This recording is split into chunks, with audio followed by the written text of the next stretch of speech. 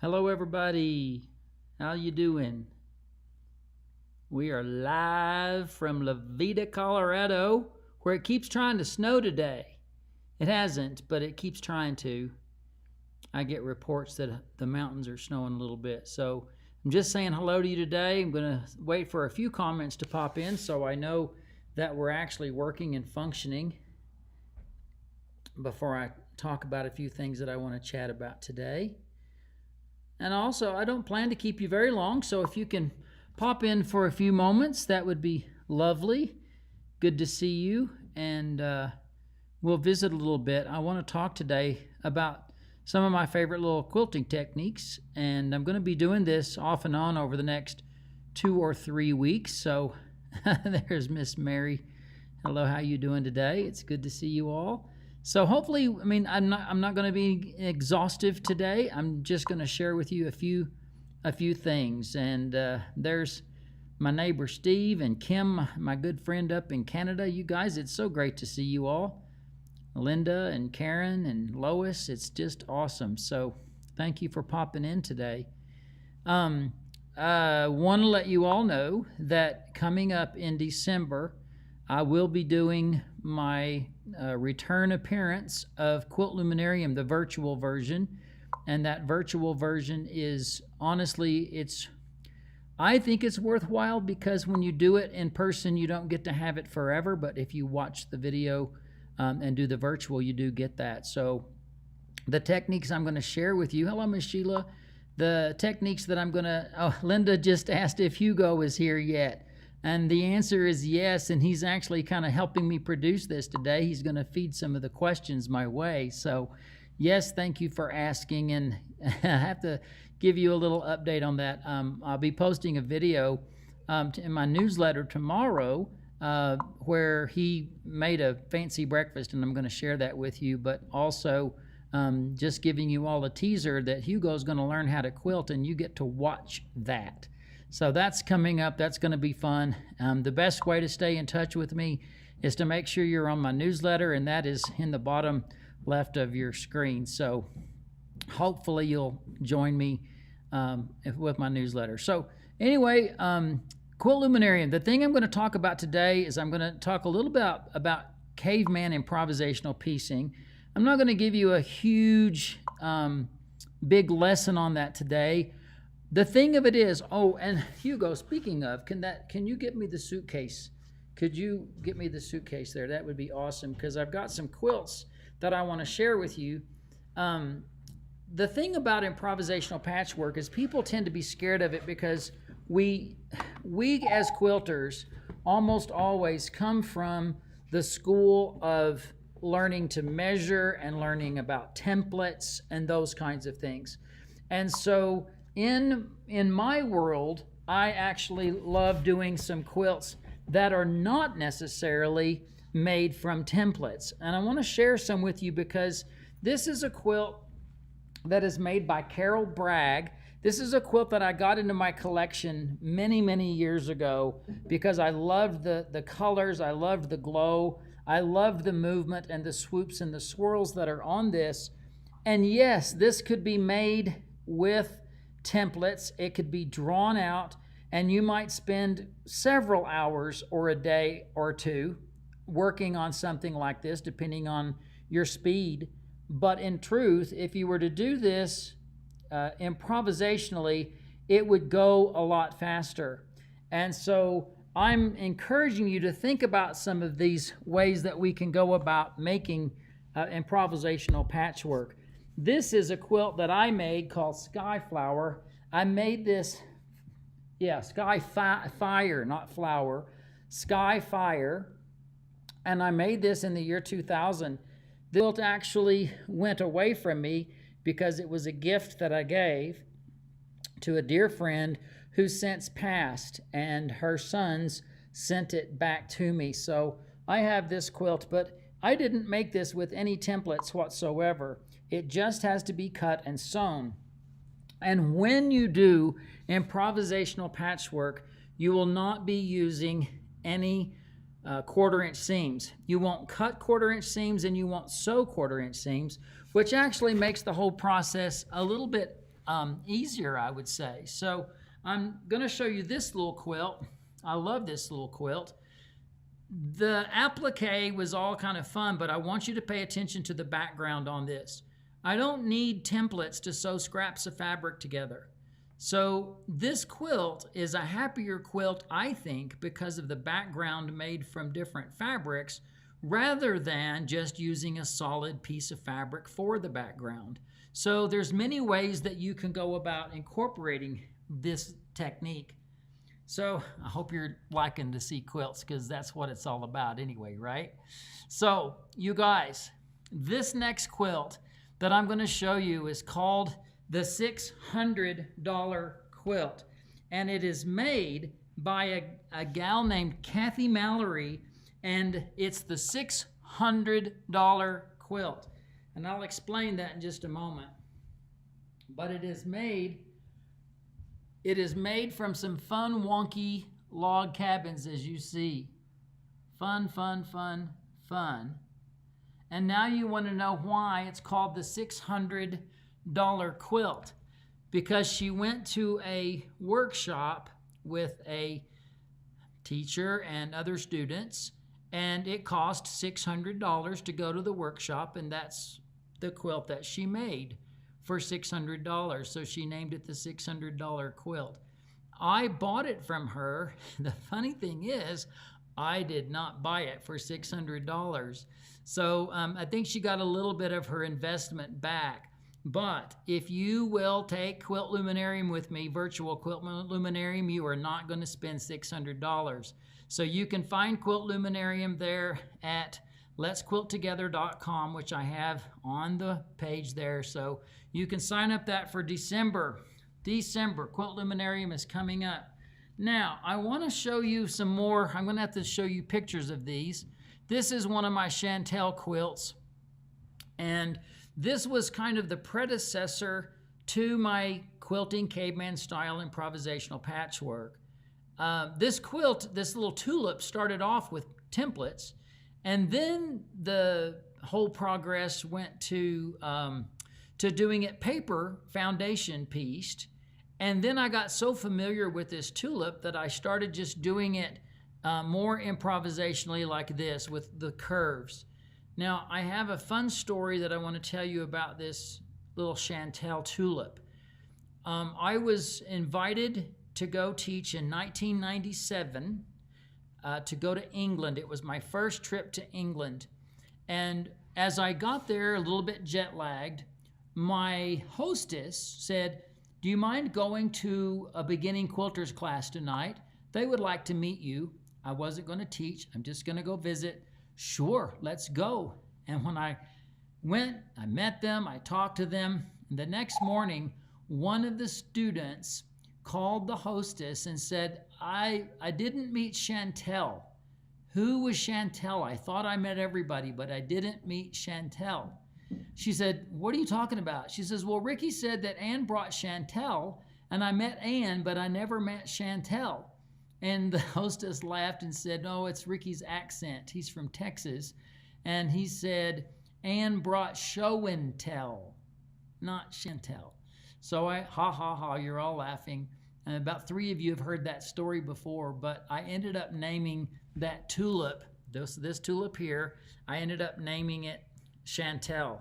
And I do give all of the instructions and cutting instructions and so forth for making Chantels whenever you do Quilt Luminarium. But this one, oh, that's a little bit too big. Let's see if I can shrink it down a little bit for you.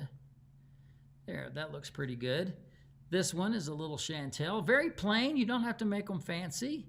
And this one is Pink Flower Prelude, and Pink Flower Prelude is, I call it a Chantel with a bad hair day, because there's a lot of little blossoms or little hairdo pieces on this one. The important thing about this, as you look at it, I want you to know that the interior flower is all improv pieced. The little scrolly bits that you see at the bottom of the flower and on the border, those are applique, and applique is not improvisational patchwork. So there is some added features on this particular quilt. Also, the center of this pink flower, the orange part, that could not be accomplished by sewing that in as a seam. If you could somehow or another just cut that out in your brain as if you had scissors and you were cutting that entire orange circle out, you would see that the seams of the flower all flow into that open area. So because those are seamed, I ended up finishing the flower with a hole. And that's all. But then I used the orange fabric to overlay that to fill in the hole as an applique. So there's a little bit of combination of patchwork and applique. Typically, with caveman improvisational patchwork, you're going to see swooping curves. And you see those not only in the flower, but you see them in the frames. Then, if you look at the frames, while they're curvy, they then go back to straight edges. So on this quilt, I'm using a combination of caveman patchwork and then squaring things up with the ruler. And then another part of the improvisational caveman patchwork are the dancing squares. And those dancing squares are in one of the borders. And then it gets squared up. And then it gets wonky caveman. And then it gets squared up. So there's a lot of ways that you can go about doing this to keep everything just so. It's fun patchwork. And the biggest goal of doing caveman piecing is flat. You want to keep everything flat. So let me do another one for you. No, that's the one I want to do. I want to cut some for you. So let me get some fabric and put this out. So let me fold this down. I think y'all can see that pretty good. I have got this all nicely prepared. This is, look at that spiral. Oh my God. Now, you guys, in case you didn't see it, last week, I have started getting some hand-dyed fabric going again. So, because that's going to be announced in my upcoming newsletter. So be sure you're in my newsletter, because remember, for the last 20 months, I have not had hand-dyed fabric coming out of La Vida, Colorado. I haven't been able to do any. I hope that the signal is getting a little bit better for you guys, so stay tuned. If it feels like it's trying to drop, just remember we all live in different places and have different levels of signals, so stick around for that. But yes, as a matter of fact, tomorrow in my newsletter, there will be a little snippet, a little sneak peek at the hand dyeing that's going on here in La Vida, Colorado. I'm seeing some woohoos and some excitement. And yes, it is really exciting news. So for a while, my hand-dyed fabrics have been pretty darn precious, meaning I haven't wanted to use them like I normally do. But today, I'm back to using them. I'm just giving this a little bit of a press because I want to have everything stuck together. Now, when I teach Quilt Luminarium, I'm going to share with you two versions of doing improvisational patchwork. One is layering and one is overlapping. Today, I'm just going to share with you the overlapping version.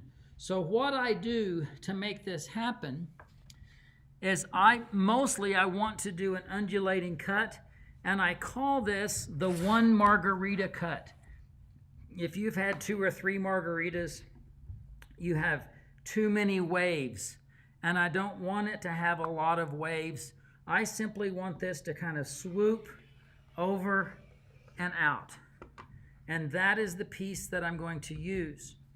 I'm going to sew that together on this other piece.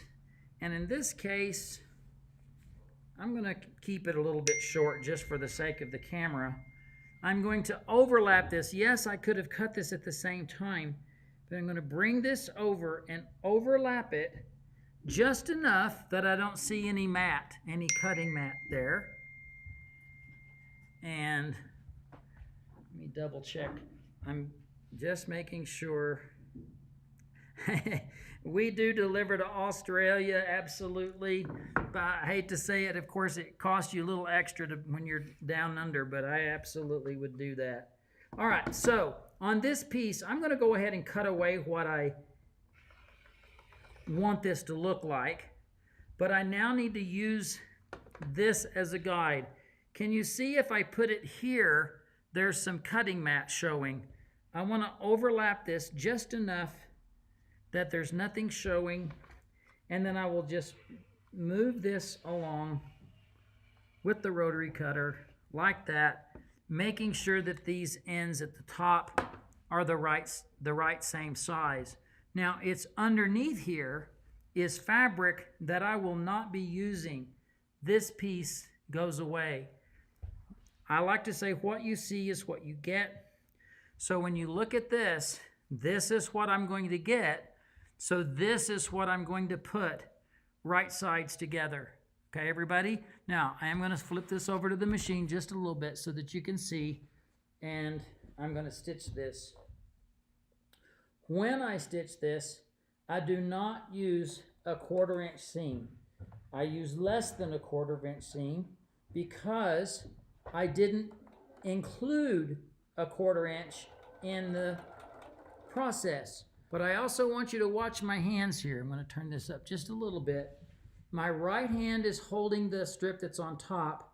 My left hand is coming into the one that's underneath. The fabrics are right sides together. And now when I drive this through the machine, I have the ability to work both of these fabrics independently. And I always want to see a hairline of the bottom fabric. And I'm using I'm not using the best foot for this today. Shame on me. Come on, you can do it. There we go.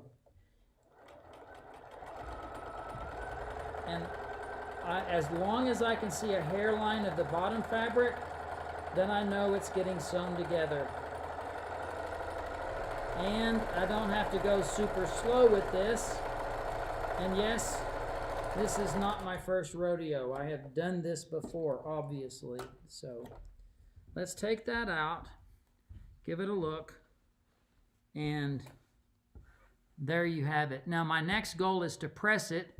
I will push it over to the iron and let you see that, because I do use a dry iron and a spritzer bottle so that this will be moist.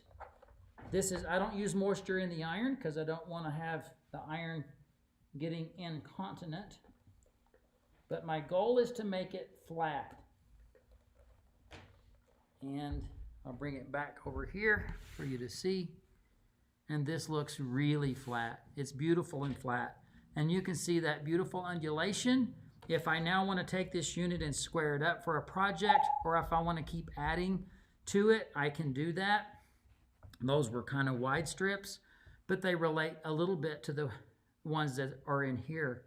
So that's doing improvisational patchwork. I want to tell you all I am going somewhat fast for you today because I want to try to cover 3 things.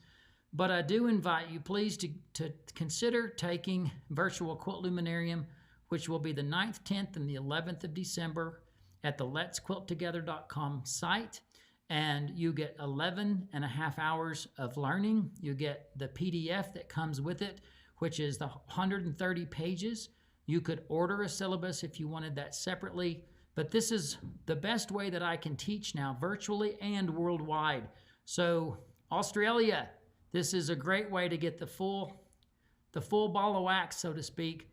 If you'll just pop over to letsquilttogether.com and join me at Virtual Quilt Luminarium coming up. Good thing to do with a friend as well. And now what I want to share with you is I want to share with you Convergence quilts. Here's one of them that I love very much. This is from, speaking of Australia, Kim Boland and Friends from near Brisbane made this quilt for me. And it's a beautiful Aboriginal convergence quilt using Aboriginal fabrics and wonderful details, as you can see on this. Beautiful. The Convergence quilts, by the way, it was my first book, the first book I ever wrote, and it is still in print. Take a look at this. This is the first one. This was my very first Convergence quilt made out of hand-dyed fabrics. And this was before I was even selling hand-dyed fabrics, when I didn't know what to do with these multicolored fabrics. And those multicolored fabrics have become kind of a staple now. I realize this one that I showed you earlier is in a spiral, but those multicolored fabrics are what I'm really focusing on getting going, because they're very ricky and I miss them, and I'm glad they're coming back. So there's that quilt. This is another one that I like very much. This is the, I called it Summertime Convergence, but I wanted to see what I could do with 1 yard of fabric, and that entire center of the quilt is 1 yard of fabric. I used additional fabric for the borders, but when I say 1 yard of fabric, it was 1 yard of multicolored fabric, which is, in my world, that's $25. And whenever you think about making any kind of a quilt, can you possibly, make a quilt for $25?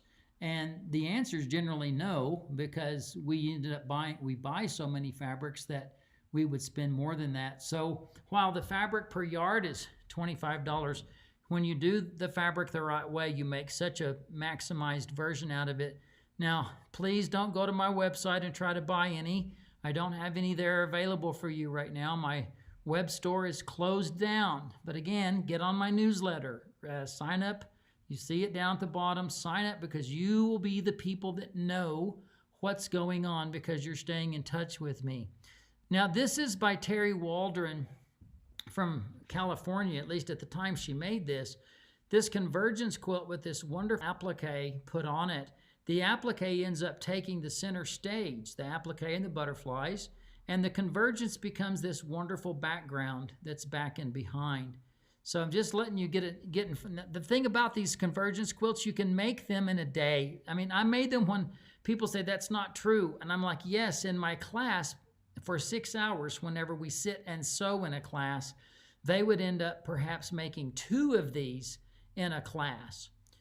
This one also, I think this is Alice Hill's quilt, and I love how she rebuilt the border at the top. So that was a completely separate set of fabrics that she repeated up at the top and remeasured so that they would fit.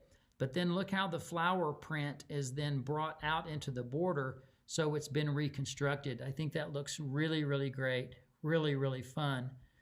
This is one of mine as well, and this one shows us how to use the Convergence quilt on point. And I want you to pay great deal of attention to those circles. The circle, the half circle and the full circle are not appliqued on the quilt. They are pieced into the quilt, and that is yet another technique that I teach in Virtual Quilt Luminarium. And I do want to step through those steps for you today. So just in a moment, I'm going to show you the steps on how to do these circles. This one is the set. That's not the last one I wanted to show. I put the quilt in the wrong place. Well, that's a circle. I do want to show you that. So I've got it a little out of order, but it won't matter. That circle is sewn into the background, which means you have to cut a hole in the fabric in order to sew the circle into it. Otherwise, it would be appliqued, and it's not going to be appliqued. This quilt started as circles. This is a Convergence quilt, but it started with concentric circles, and then they were sliced up and then put into the process of convergence. You'll see that I really love cross-migrating my techniques. You'll see improvisational patchwork sneak into something that's more measured and so forth. In this case, you're seeing my circles migrating into the Convergence quilts. So I like knowing a lot of techniques because it gives me the varieties that I can do. Now in this quilt, this is a Convergence quilt. This quilt does not have any, well, it has one circle in the middle that's been sliced up, but the others are part of the spiral fabrics that you see that I had earlier. Oh my goodness, it's good to see you, Priya, from the Canary Islands in Spain. That's wonderful. Thank you for joining me today. And then Tango, this is, I'm going to have to blow this one up a little bit. There I go. This quilt had several circles in it. And you can see the bottom left, the upper left. you can see on the bottom right where a circle actually goes into some pieced bands, but those are all circles that are set into the quilt. In order to do that, I had to make the quilt, and then I have to cut a hole in the quilt. May I give you a piece of advice? This is the best piece of advice I can give you.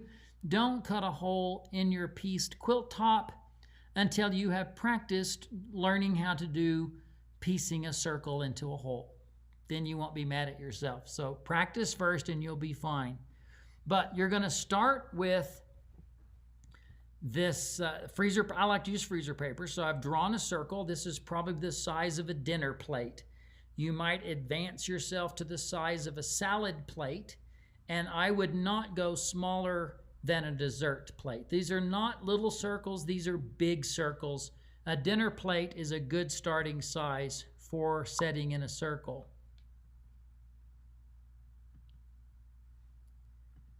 This now is taking the circle and ironing that circle onto whatever it is that you want the circle to be. If you want to give the effect of a moon, then you just move your freezer paper around until you find the portion of the fabric that you most want to use.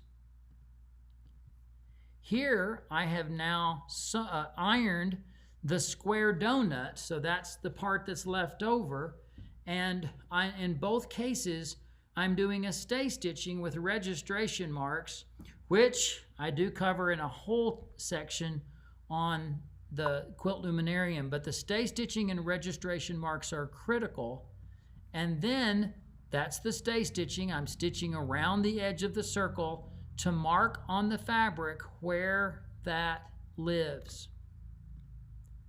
Then I'm going to take the wrong side and the right side together, and I'm matching the marks, but I'm going to take that entire piece of fabric on the right side. The entire thing is going to flip and go underneath the circle that you see on the left.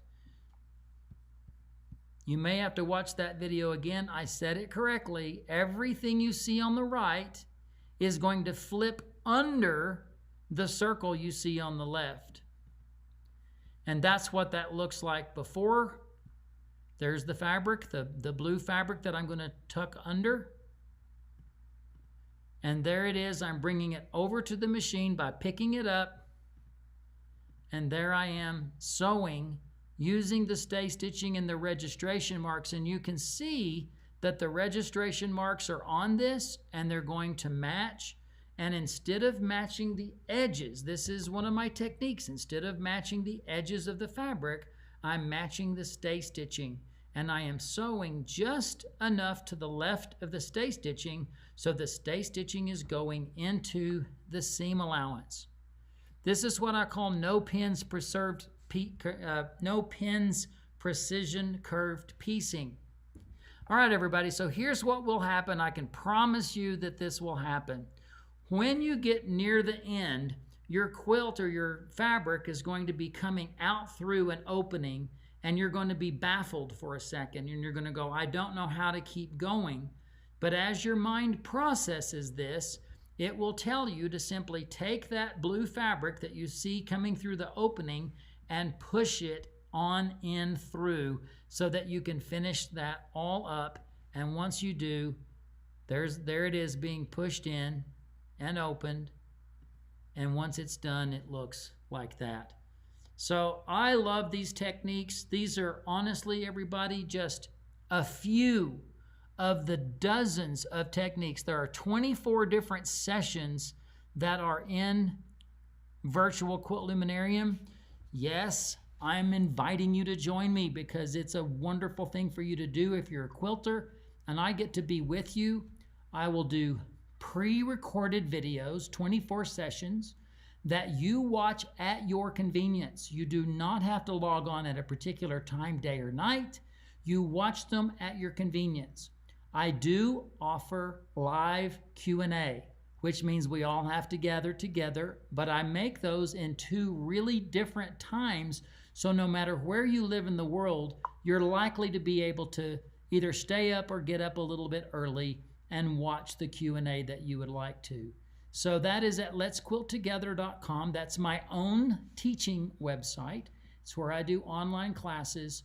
If you have attended Virtual Quilt Luminarium or Quilt Luminarium in the past, would you please be my ambassadors? Tell your friends about it. I am going to continue sharing with you fun things over the next few weeks, but I also am going to continue talking about Quilt Luminarium. On another side note, I've got 2 other projects just to share with you briefly. My photo classes for 2022 are open for registration. The early bird deadline for my original class, which is revamped and totally new for 2022, is December the 1st. So it's something you've got a couple of weeks left to get registered for that at the early bird price, which is over 70% off. After December the 1st, it's going to jump up in price. Last but not least, my new quilt that I'm going to share with you in one of these upcoming videos, which is called the Lemoyne Lily. The Lemoyne Lily quilt is going to be a fun project in 2022. If you would like to explore the quilt fabric that I use for my original one, I am doing pre-orders for that kit. So it's only $249. It's all the fabric, and that's a big full 81-inch square quilt, so that's a good steal of a deal. Any questions? I'll stick around just for a few minutes to see if there's anything that you might, you want me to, my shirt matches the quilt on the wall. I love that. Thank you for being observant. The quilt on the wall behind me is called New World Symphony. I made this quilt in about maybe 2002, 2003, something like that. It was right after 9/11, and this was my 9/11 quilt. I didn't mean for it to be. I just wanted to make a trip around the world, but I also wanted to make a 9/11 quilt, and no ideas were coming to my mind. When I started putting the fabrics of this quilt on the wall, it dawned on me that each of these bands of color that you see represent a different nationality, a different spirituality view, different religion, a different socio-economical system, just all of the differences that we have in our world. And if we could get along the way the colors in this quilt get along, then we wouldn't be flying airplanes into buildings. Amen? So this is my 9/11 quilt, even though it doesn't look like it might be. It's paying tribute to the differences that we have in the world, and I certainly celebrate your differences. I hope that you will join me again for Virtual Quilt Luminarium this December. You can sign up today. You can sign up right now. You can do it in your jammies, and I would love to be spending some time with you. Guys, you're amazing. I want to encourage you, inspire you, and make you be perhaps more than you ever thought you could be. So again, on the bottom of the screen, it says newsletter sign up, rickytims.com, and up in the menu bar it says newsletter when you get there. So the 2 places I need you to go today. Well, and if you are interested in my photo class, that's photoclassforyou.com. Let me see if I could put that up for you. Yep, photoclassforyou.com. That's where you find my photography classes.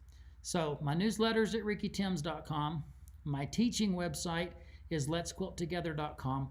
And my photography website is photoclassforyou.com. All of that could be found if you snooped around on the homepage at rickytims.com. You guys, I will look forward to seeing you again perhaps this weekend. So I hope that you're staying well, you're staying healthy, you're staying motivated and inspired, because that's what I intend to do. And God bless you all. Thanks for joining me today.